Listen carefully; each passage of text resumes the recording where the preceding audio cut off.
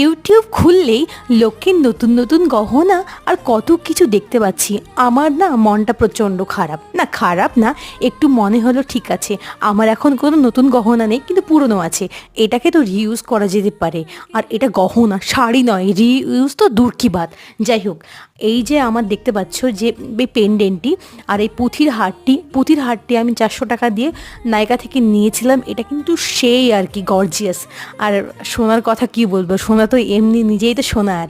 তো যাই হোক, আমি এটা কিনেছিলাম, এটার ওয়েট প্রায় 2.5 গ্রাম মতো হবে।